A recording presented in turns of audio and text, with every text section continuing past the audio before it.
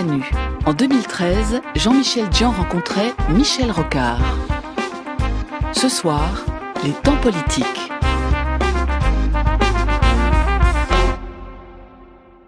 Michel Rocard, vous dites que gouverner est devenu un métier impossible. Est-ce que cette réflexion-réaction est liée au fait que vous avez vous-même eu l'occasion de gouverner la France comme Premier ministre entre 1988 et 1991, ou vous avez cette réaction précisément parce qu'aujourd'hui, il est vraiment difficile de gouverner? C'est tout à fait évident que ma propre expérience de Premier ministre m'a énormément appris.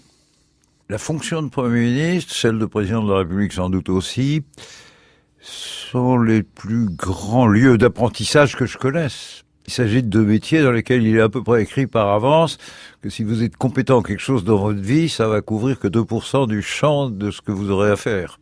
Et partout ailleurs, vous aurez à innover, à inventer, à comprendre des domaines qui vous auront été étrangers jusque-là. Rarissimes sont les gens qui ont touché un peu à tout avant d'y arriver, c'était même pas mon cas. Et pourtant, j'avais une expérience via la fonction publique. Déjà dans les années 30, Freud, Sigmund Freud, avait écrit quelque part que la psychanalyse était, à son avis, comme l'art de gouverner et l'art d'éduquer, l'un des métiers impossibles. Il voulait dire par là qu'il s'agit d'un des métiers où il n'est structurellement pas possible de répondre de manière satisfaisante à ceux qui vous ont donné le mandat et de faire la fonction de manière complète. J'ai été amené d'ailleurs par le cercle des psychanalystes à écrire un commentaire de cette phrase de Freud, s'agissant non pas de l'éducation et moins encore de la psychanalyse à laquelle je ne connais pas grand-chose, et j'ai donc écrit sur l'art de gouverner beaucoup. Alors les raisons sont multiples. La première est que l'art de gouverner, c'est pas l'art du peintre ou du sculpteur ou de l'écrivain, ni non plus celui du chercheur scientifique. C'est l'art de faire vivre ensemble des gens, des structures qui n'ont pas de prédisposition naturelle et dont la logique instantanée est toujours de défendre leur autonomie, leur territoire contre l'empiètement des autres. À ça, il faut ajouter que depuis la création de la radio et de la télévision, on pense plus court. L'art de gouverner exige de penser à long terme. Et d'ailleurs, on attend des gouvernements de trouver des solutions stables et durables aux problèmes qui se posent. Et pour ce faire, la bonne clé, c'est de mettre le temps de son côté et de penser long. Et ça se découvre dès la réflexion des philosophes grecs. Et quand les pharaons de l'Égypte ancienne inventent le concept de règle, Ramsès II semble être le premier des souverains qui a eu dans la tête, il y a peut-être aussi le nommé Hammurabi, l'auteur des premiers codes écrits en Mésopotamie, il y a de ça 3 ou 4 000 ans, qui pense qu'il est nécessaire à la vie en société, à la vie des royaumes ou des empires qu'il gouverne, que le principe central soit celui de la règle, et que la règle doit être respectée même par le chef. La règle permet à la fois la sécurité, la paix et la prévisibilité. Mais pour ça, il faut penser sur longue période. Et dans ces conditions, il faut établir en démocratie une complicité entre les candidats au gouvernement, ou ceux qui gouvernent après avoir gagné une élection, et les électeurs, le peuple, sur la vision longue. Et on ne peut plus en parler. Pour des raisons parfaitement techniques, dont aucun journaliste n'est coupable. Ni la radio, ni surtout la télévision, ne peuvent intégrer le temps long dans ce qu'ils font. Servitude déjà de la radio, la brièveté. Servitude supplémentaire de la télévision, l'image parle à nos cervelles d'une manière plus forte que la voix, que le son. Et l'image a tant de prégnance. Chaque fois que je fais une émission de télévision, j'en ai fait des centaines, sinon des milliers dans ma vie, ça ne manque jamais. Le lendemain, conversation avec les copains, ma femme, mes amis aussi, mes partenaires professionnels ou politiques. On t'a vu hier soir. Tu étais très en forme. Il subsiste un souvenir d'ambiance dans lequel la couleur joue et la substance disparaît. C'est ça la télé. Et puis, vient un événement quelconque. La télévision a le devoir, et aussi le choix de chercher une audience en le présentant dans ce qu'il a de dramatique. Il faut que l'image apporte avec elle de l'émotion pour capter. Dès qu'on se lance dans le pourquoi, on va tomber dans l'ennuyeux, dans le moins significatif, dans l'explicatif. Et ça va faire zapper. Le pourquoi va tomber. Nous sommes soumis à une exigence de court terme partout. Alors ça a toutes les conséquences que vous voudrez. L'une des principales du point de vue de la gouvernance, c'est ce qu'on appelle l'effet d'annonce. À tout drame, il faut une réponse, qui ne peut être qu'immédiate, et dont on a besoin qu'elle se voie. S'il y a eu un drame et une faute quelque part, il faut un coupable. Ce sera le bouc émissaire, ce sera la mise en culpabilisation immédiate de quiconque passe à portée et pourrait avoir un bout de responsabilité. Il n'y a plus de secret de l'instruction devant les médias, et la culpabilité tombe immédiatement, vous le savez. Mais surtout, c'est l'annonce d'une intention et d'une mesure qui fait l'écho, qui fait le bruit. Et c'est tellement lourd et tellement vrai. Après une annonce de ce genre, la télévision n'a plus l'espace de revenir dessus un an après pour mesurer, évaluer et dire si oui ou non c'était bien. Et donc, pour un gouvernement par trop sensible, pas assez sûr de lui pour dominer cela, et par trop sensible à l'urgence de l'opinion, à ces sondages, qui sont multi-quotidiens, l'effet d'annonce suffit. J'ai presque envie de dire que personne n'y est pour rien. C'est un effet de société dans la manière dont nous communiquons. Et puis il y a un autre aspect. Il y a quelques années, 30 ans maintenant, un honnête professeur américain dans le Missouri, je crois, je ne sais plus, un prof américain, fait sa vie d'homme moyen, Neil Postman. Il est prof de médias. Il vient vers la fin de sa carrière et il écrit le bouquin qui résume son message principal, résumé de la quintessence de ses cours. Et le bouquin s'appelle « Nous nous distrayons à en mourir ». Amusing ourselves to death. Thème.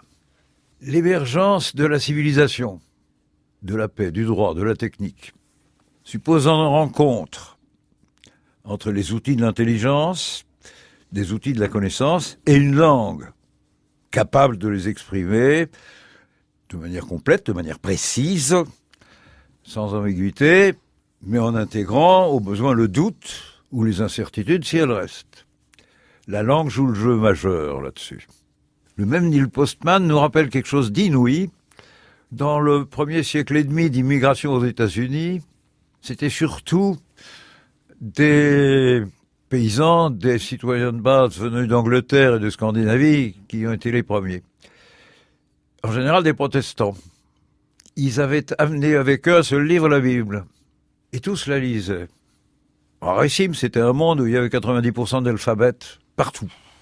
Il y a 70% d'alphabétisés dans le premier peuplement des États-Unis. 18e siècle.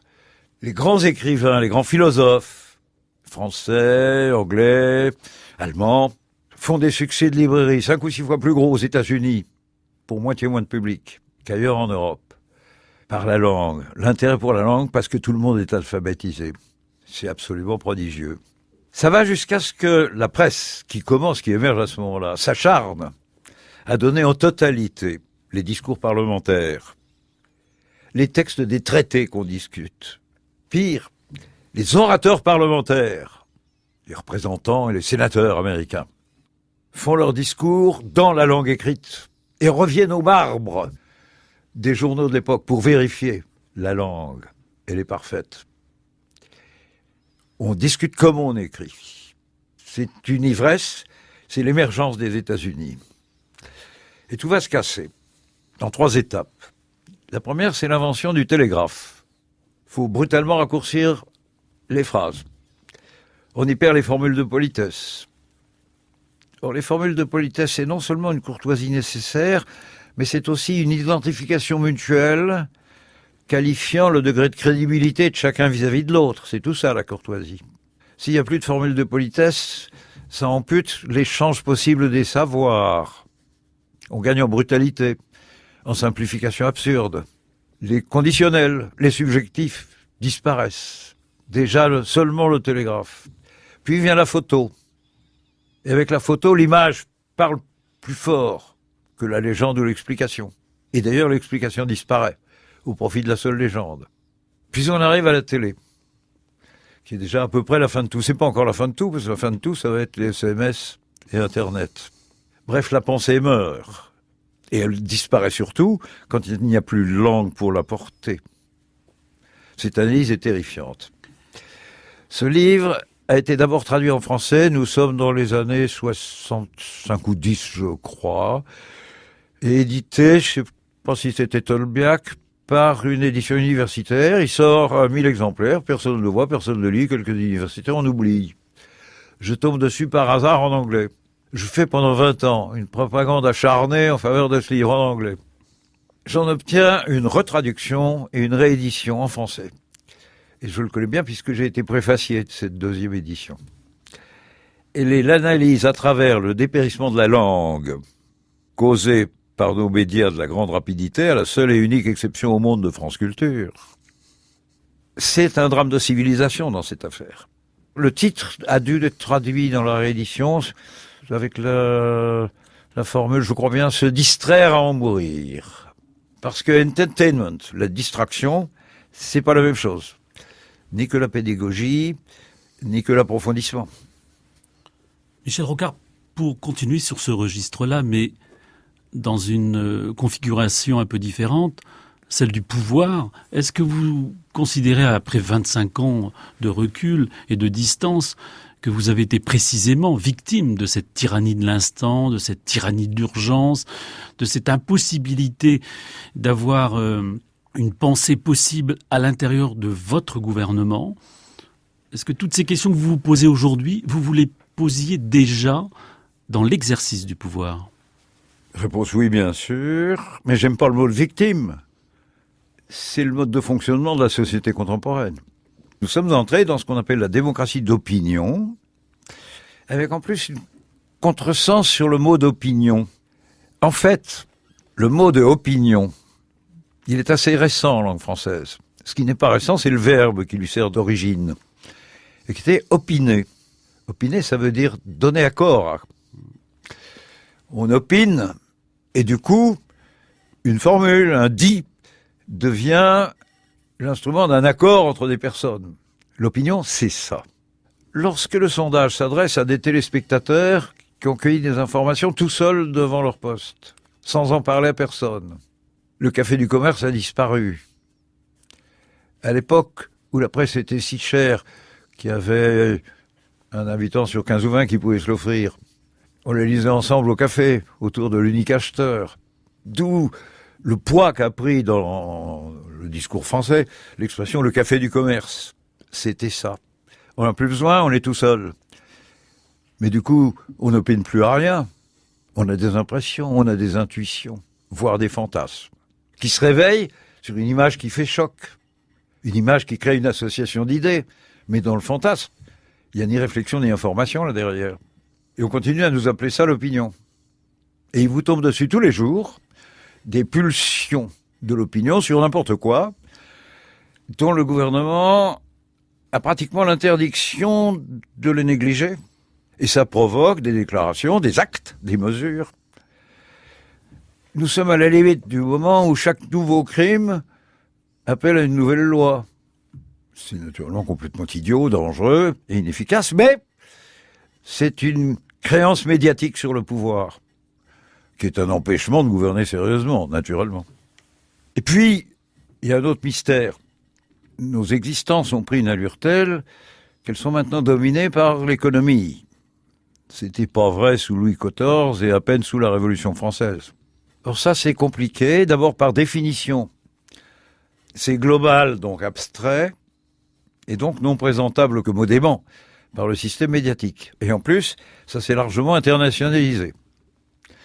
Proximité aidant, notre espace géographique à nous, nos voisins, ont dans le système médiatique une place excessive par rapport à leur vraie importance dans ce qui se passe. Tout ça fait qu'à l'économie, personne ne comprend plus rien. En même temps, les hommes politiques existants sont là pour précisément gouverner, c'est prévoir. On ne va pas le répéter ni le redire, mais il est difficilement concevable qu'aujourd'hui, les leaders politiques n'aient pas conscience de ce que vous venez de dire et ne cherchent pas à trouver des réponses à ce mal ou à ce malaise. Michel Rocard. J'aime bien vous entendre, c'est généreux. Et vous venez d'avoir une formule assez énorme. Les hommes politiques sont là pour. Vous projetez là un moralisme rigoureux qui vous ressemble beaucoup, mais dont je ne suis pas sûr qu'il soit porté par la réalité. Quand les gens vont voter, ils votent pour celui qui leur déplaît le moins, et ils votent à l'évidence pour celui qui a le plus de charisme. Et médias aidant, que les hommes politiques soient aussi là pour distraire, fait maintenant partie du cahier des charges. De plus, la notoriété nécessaire aux hommes politiques, d'abord pour être candidat puis être élu, ensuite pour survivre et pour mobiliser toujours un peu de confiance quand ils font quelque chose ou quand ils décident quelque chose. Il existe qu'on les voit. L'homme politique, il est là pour serrer des mains, inaugurer, assister à des cérémonies. Quand il travaille un dossier, on ne le voit pas. Ce qui veut dire qu'il ne travaille pas. Lui le sait. Il ne lit plus. Tout ça est assez terrifiant. C'est qu'ils sont là pour répondre aux dangers les plus immédiats du moment. Mais l'idée stupide qu'il faudrait les prendre pour des chercheurs en sciences sociales, que c'est eux qui devraient inventer les thérapeutiques pour soigner le système quand il devient malade. Ça se passe à l'université, ça se passe dans les laboratoires de recherche. Quelque chose me frappe. Il y a beaucoup d'analogies entre le chômage et le sida. Tous les deux, pour celui qui les subit, c'est une maladie honteuse. On n'aime pas beaucoup l'avouer à ses proches. Bon, puis on a peur de ne pas pouvoir s'en remettre. Dans l'état actuel, quand on est au chômage, c'est pour du temps. Hein. Maladie honteuse, difficilement communicable, dont on se cache, dont on cherche à se protéger, et pour laquelle le vaccin est encore dans les laboratoires. Mais la réponse, c'est un vaccin, c'est un traitement. Des spécialisés, des chercheurs, pas les hommes politiques. Ils n'ont plus le temps de penser. Et le fonctionnement de notre système médiatique le leur interdit presque. Il faut qu'il soit tout le temps disponible. Donc, Michel Rocard, vous êtes en train de nous dire que vous n'accordez plus vous-même beaucoup de crédit aux hommes politiques. Vous êtes un peu dur, mais finalement c'est vrai.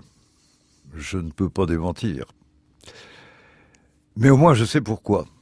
Je suis plus critique vis-à-vis des grands universitaires. Parce que c'est d'eux que devraient sortir les remèdes. Or, devant ces changements de société ultra rapides qu'on a vécus depuis un demi-siècle, d'abord les savoirs se sont multipliés et intensifiés. Plus personne ne peut posséder tout le savoir humain, comme c'était le cas d'un Pic de la Mirandale, d'un Montaigne sans doute, d'un Karl Marx aussi. Plus personne. Et d'autre part, les savoirs se sont spécialisés. Ma discipline à moi, qui s'appelle l'économie, qui est la plus ridicule de ces temps modernes, puisqu'elle n'a rien vu venir dans une crise qui est due pourtant à une mauvaise façon de penser l'économie. Elle a cherché absurdement, à travers la mathématisation de ces enchaînements logiques, à s'apparenter aux sciences dures, pour essayer d'y gagner un égal respect. C'était idiot. La matière de base reste sociologique. L'économie s'est trompée. Mais qu'est-ce qui lui est arrivé de ce fait? Elle s'est coupée de la sociologie, de l'ergonomie, la science du travail, de l'histoire, et même de la politologie, c'est-à-dire de l'organisation du pouvoir. Et du coup, isolée, elle a phosphoré dans son coin, nous inventant ce système fou. Elle a inventé des paradigmes comme le marché s'auto-équilibre, la nature s'est fâchée. La nature est venue crier aux humains, mettez de la paix dans vos affaires, vous dites des bêtises, ça se passe comme ça, et moi les faits, moi la nature, je vous le démontre. C'est ça la crise d'aujourd'hui que nous vivons. L'économie en est morte. Mais elle est morte aussi de l'isolement de son propre savoir. Et c'est aux hommes de savoir qu'appartient la définition du diagnostic, mais surtout du traitement. Les politiques viendront après, ils cueilleront les remèdes pour les vendre à l'opinion publique et rendre faisable et possible ce qui est jugé le meilleur par le savoir.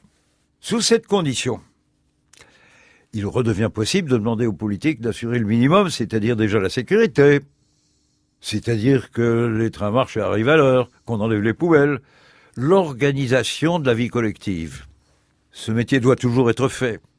Il est compliqué par la gravité de la crise, mais il doit toujours être fait. Mais la création de l'avenir, ne l'imputez pas aux politiques, s'il vous plaît. Dans un univers pareil, où le politique est assailli, a trop de choses à faire et n'a plus le temps de lire, la demande principale, c'est qu'il apprenne à parler à la télévision comme un bon acteur. On s'entraîne, on y passe du temps. Nous sommes dans une autre discipline et un autre monde. Alors au milieu de tout ça, l'art de gouverner est devenu en effet de plus en plus difficile, parce qu'en plus, il y a un dernier détail qu'il ne faut pas oublier non plus, c'est qu'on l'a appris, cet art de gouverner, à l'abri d'un concept inouï, celui de souveraineté nationale, chacun chez soi. Ce concept de souveraineté nationale, il n'y a que 300 ans d'âge. C'est lui qui a permis la cristallisation sur un territoire donné, identifié, défini et isolé des autres par des frontières, de la sécurité, du droit et du peuple. Ça s'appelle la civilisation au total. Et maintenant, il est hors de course, à bout de course, parce que tous les problèmes que nous vivons nous sont communs. Le désordre financier, il est mondial. L'endettement budgétaire excessif des États, c'est mondial. Le chômage, l'impossibilité de faire fonctionner l'économie pour retrouver du plein emploi pour tout le monde, c'est mondial. Et bien sûr, le réchauffement climatique n'a pas non plus de frontières. Et donc, il faudrait gouverner à ce niveau-là, et là, il n'y a même pas les outils. On appelle crise le fait que nous avons tous une peur chevillée au ventre, et qui est la peur de quoi va être fait notre avenir. Dans moins de 20 ans, le pouvoir dans le monde aura changé, il passe à l'Asie. L'Europe et les Occidentaux l'avaient depuis 7 ou 8 siècles. Ça change énormément, presque tout. On n'y pense pas, on n'a pas le temps. Michel Rocard, vous avez été quand même l'inventeur du RMI, de la CSG, bref, ce sont des sigles. Mais au fond, vous-même, en tant qu'homme politique, quel regard portez-vous sur votre propre expérience ? J'ai pas honte. Le RMI, une des choses les plus importantes que j'ai pu faire, c'est pour moi l'inventeur. Politiquement, le oui. RMI a été pensé, créé, dans un courant d'idées politiques, le mien, à l'intérieur du Parti socialiste. Et aux choses curieuses, notre candidat à sa propre réélection, le président sortant François Mitterrand, retient l'idée. Il écrit dans la fameuse lettre à tous les Français. Moi, je suis le type qui a reçu l'ordre de le mettre en place. Ce à quoi je suis arrivé assez vite. Alors, déjà ça, c'était pas étonnant, parce que, dès qu'on réfléchit un tout petit peu, le RMI, c'est une révolution fondamentale dans le droit de l'assistance, puisqu'on va fournir de l'assistance pas seulement à des vieux, des malades, des femmes seules, des orphelins, etc., mais à des adultes valides. Jamais vu dans l'histoire. Dans le monde, jamais vu dans l'histoire. On va les aider en leur donnant un contrat de travail et de l'argent. Révolution du droit du travail, c'est bien la première fois qu'on donnera un contrat de travail à des gens qui n'en ont pas. Nous arrivons à le faire à toute allure. Il y a de l'invention, on a bien travaillé, on est fiers. Mais l'essentiel de l'invention conceptuelle était fait de personnes privées avant. Moi, j'ai participé à ce mouvement, je ne suis pas l'inventeur, je suis le metteur en place. Donc la méthode compte.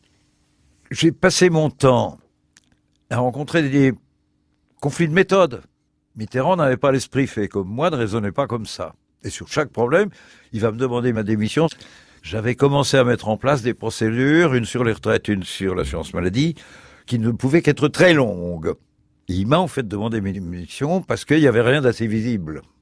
Déjà, la notion de temps et d'effet d'annonce. Absolument. Mais tout à fait. C'était... Beaucoup de vos collègues journalistes se sont trompés au sujet des relations entre François Mitterrand et moi. Ils ont vu de la haine. J'aime pas la haine, je pratique peu, c'est fatigant, c'est mobilisateur d'énergie, c'est bête, ça sert à rien. Nous étions simplement différents, jusqu'à l'antagonisme dans la façon de réfléchir et de travailler, mais une grande capacité à travailler vite. Parce que j'ai plaisir à vous rappeler qu'il y avait toujours, depuis ça fait 50 ans que ça dure, des sondages de popularité. Président, Premier ministre, tous les ministres.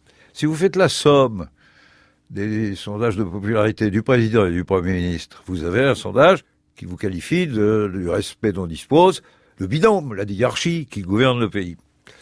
Je crois bien que c'est toujours François Mitterrand et moi-même les vainqueurs sur longue période.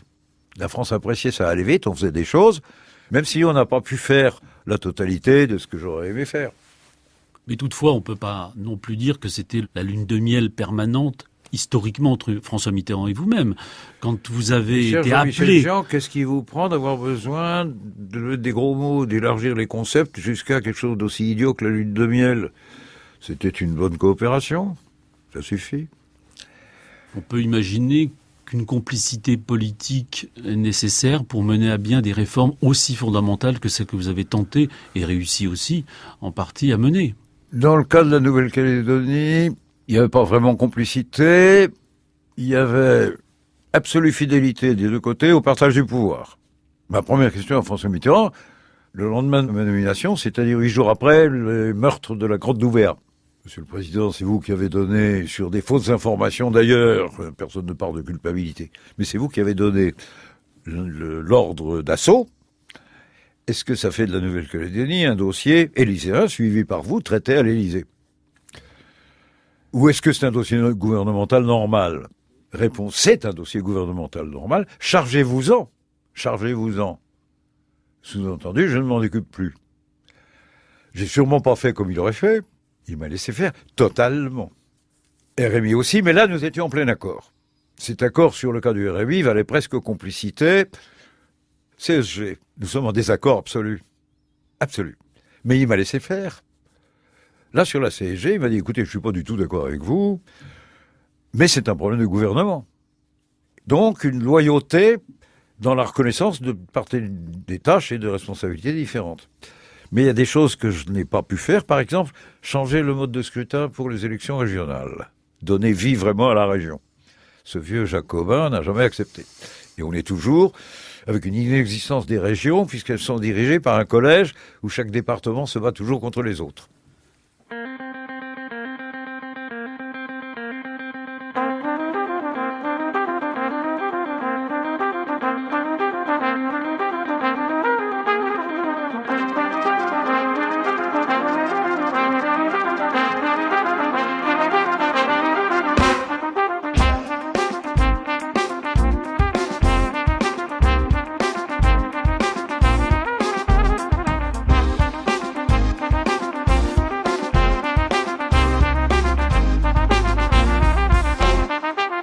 Vous retrouverez demain la suite de cette rencontre de Jean-Michel Dzian avec Michel Rocard, enregistrée en 2013.